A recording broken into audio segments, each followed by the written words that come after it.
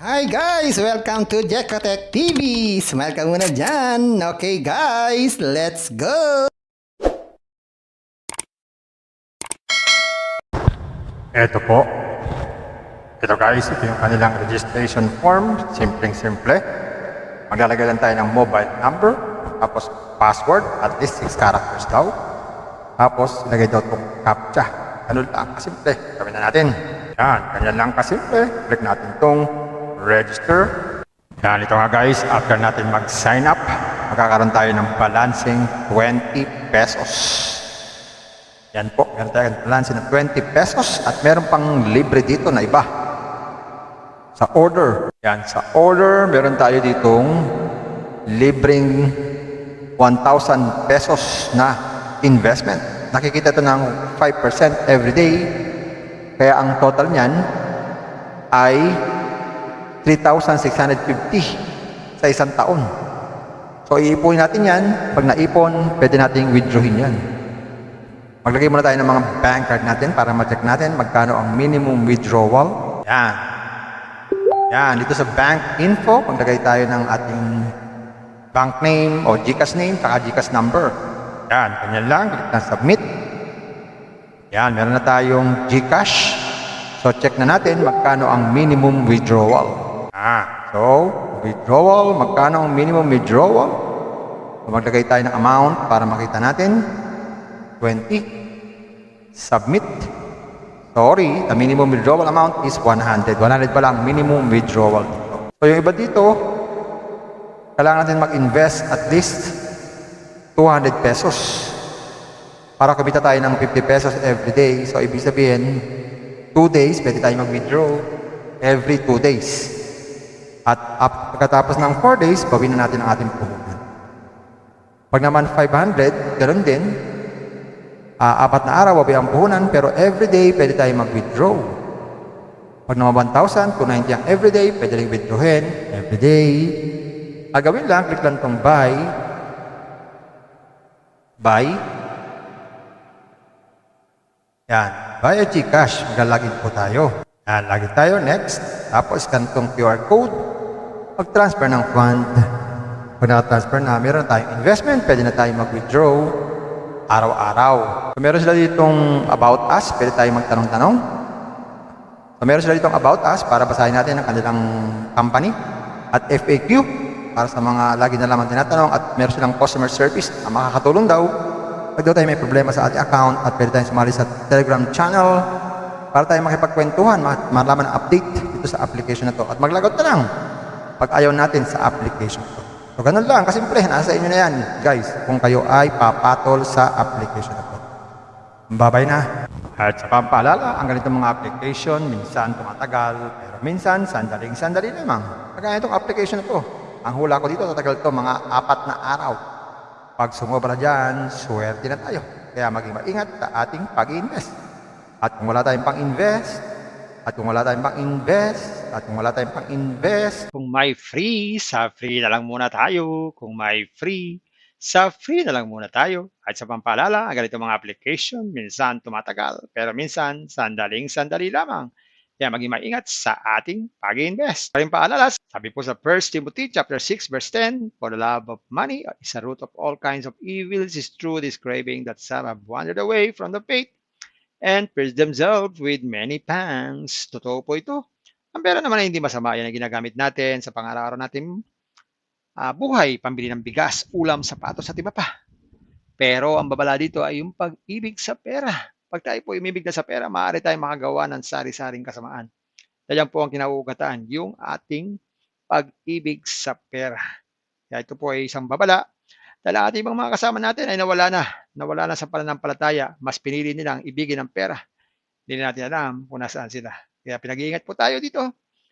Mag-iingat po tayo sa pag-ibig sa pera. Bye-bye. Ingat lagi sa pag-invest. Bye. Hi guys! Welcome to Jekotech TV! Smile ka muna dyan! Okay guys, let's go! Ito po. Ito guys, ito yung kanilang registration form. Simpleng-simple.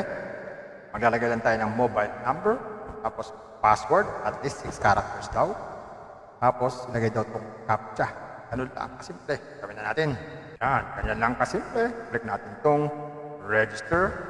Yan, ito nga guys, after natin mag-sign up, magkakaroon tayo ng balancing 20 pesos. Yan po, meron tayo ng balancing ng 20 pesos at meron pang libre dito na iba.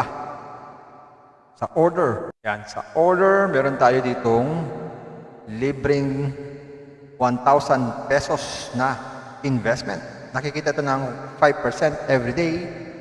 Kaya ang total niyan ay 3,650 sa isang taon. So, iipunin natin yan. Pag naipon, pwede nating withdrawin yan. Maglagay muna tayo ng mga bank card natin para ma-check natin magkano ang minimum withdrawal. Yan. Yan. Dito sa bank info, maglagay tayo ng ating bank name o GCash name, saka GCash number. Yan. Ganyan lang. Click na submit. Yan. Meron na tayong GCash.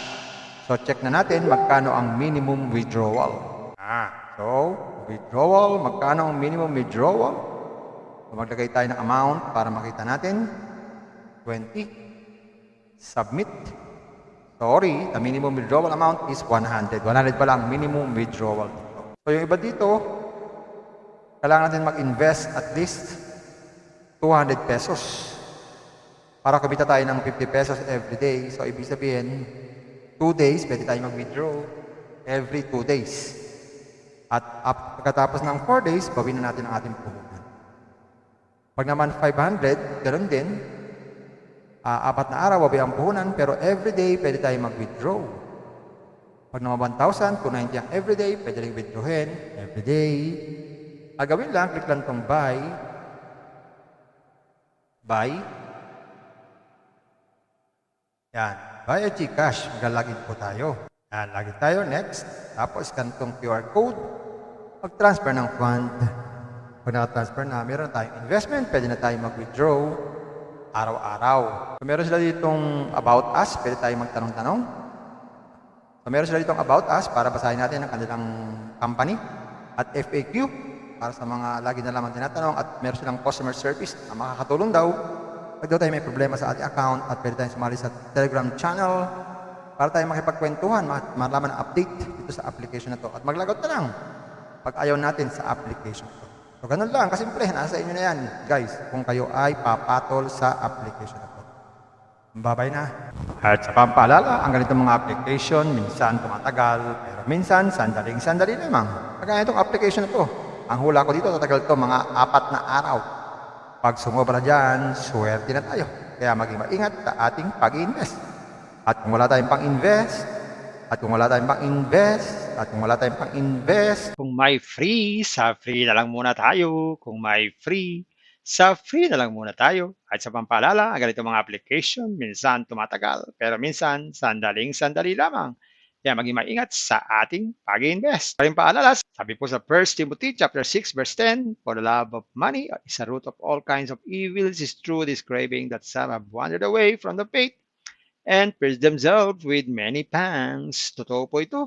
Ang pera naman ay hindi masama. Yan ang ginagamit natin sa pang-araw-araw natin buhay, pambili ng bigas, ulam, sapatos at iba pa. Pero ang babala dito ay yung pag-ibig sa pera. Pag tayo po umibig na sa pera, maaari tayong makagawa ng sari-saring kasamaan. Yan po ang kinauugatan, yung ating pag-ibig sa pera. Kaya ito po ay isang babala. Dahil ang ating ibang mga kasama natin ay nawala na sa pananampalataya. Mas pinili nilang ibigin ang pera. Hindi na natin alam kung nasaan sila. Kaya pinag-iingat po tayo dito. Mag-iingat po tayo sa pag-ibig sa pera. Bye-bye. Ingat lang sa pag-invest. Bye. Hi guys! Welcome to Jekatech TV! Smile ka muna dyan! Okay guys, let's go! Ito po. Ito guys, ito yung kanilang registration form. Simpleng-simple. Maglalagay lang tayo ng mobile number. Tapos password, at least 6 characters daw. Tapos ilagay daw itong CAPTCHA. Ganun lang kasimple. Gawin na natin. Yan, ganyan lang kasimple. Click natin itong register. Yan, ito nga guys, after natin mag-sign up, magkakaroon tayo ng balancing 20 pesos. Yan po, meron tayo balancing ng 20 pesos at meron pang libre dito na iba. Sa order. Yan, sa order, meron tayo ditong libreng 1,000 pesos na investment. Nakikita ito ng 5% every day. Kaya ang total niyan ay 3,650 sa isang taon. So, iipunin natin yan. Pag naipon, pwede nating withdrawin yan. Maglagay muna tayo ng mga bank card natin para ma-check natin magkano ang minimum withdrawal. Yan. Yan, dito sa bank info, maglagay tayo ng ating bank name o GCash name, saka GCash number. Yan, ganyan lang. Click na submit. Yan, meron na tayong GCash. So, check na natin magkano ang minimum withdrawal. So, withdrawal, magkano ang minimum withdrawal? So, maglagay tayo ng amount para makita natin. 20. Submit. Sorry, the minimum withdrawal amount is 100. 100 pa lang minimum withdrawal dito. So, yung iba dito, kailangan natin mag-invest at least 200 pesos para kumita tayo ng 50 pesos every day. So, ibig sabihin, 2 days, pwede tayo mag-withdraw every 2 days. At pagkatapos ng 4 days, bawin na natin ang ating puhunan. Pag naman 500, ganoon din. 4 na araw, bawi ang puhunan, pero everyday, pwede tayo mag-withdraw. Pag naman 1,000, 290 ang everyday, pwede rin withdrawin everyday. Gawin lang, click lang itong buy. Buy. Yan. Buy at GCash. Maglalagin po tayo. Yan. Lagin tayo. Next. Tapos, scan itong QR code. Mag-transfer ng fund. Pag na-transfer na, meron tayong investment. Pwede na tayo mag-withdraw araw-araw. So, meron sila ditong about us. Pwede tayo magtanong-tanong. So, meron sila ditong about us para basahin natin ang kanilang company. At FAQ para sa mga lagi na lamang tinatanong. At meron silang customer service na makakatulong daw pag daw tayo may problema sa ating account at pwede tayong sumali sa Telegram channel para tayo makipagkwentuhan, malaman ang update dito sa application na to. At maglagot na lang pag ayaw natin sa application to. So, ganun lang. Kasimple, nasa inyo na yan, guys, kung kayo ay papatol sa application na to. Bye-bye na. Kung may free, sa free na lang muna tayo. Kung may free, sa free na lang muna tayo. At sa pampaalala, ang ganito mga application, minsan tumatagal, pero minsan sandaling-sandali lamang. Kaya maging maingat sa ating pag-invest. Paring paalala, sabi po sa 1 Timothy chapter 6 verse 10, for the love of money is a root of all kinds of evils, is true this craving that some have wandered away from the faith and pierced themselves with many pangs. Totoo po ito. Ang pera naman ay hindi masama. Yan ang ginagamit natin sa pang-araw-araw natin buhay, pambili ng bigas, ulam, sapatos at iba pa. Pero ang babala dito ay yung pag-ibig sa pera. Pag tayo po umibig na sa pera, maaari tayong makagawa ng sari-saring kasamaan. Yan po ang kinauugatan, yung ating pag-ibig sa pera. Kaya ito po ay isang babala. Dahil ang ating ibang mga kasama natin ay nawala na sa pananampalataya. Mas pinili nilang ibigin ang pera. Hindi natin alam kung nasaan sila. Kaya pinag-iingat po tayo dito. Mag-iingat po tayo sa pag-ibig sa pera. Bye-bye. Ingat lagi sa pag-invest. Bye. Hi guys! Welcome to Jekotech TV! Smile ka muna dyan! Okay guys, let's go!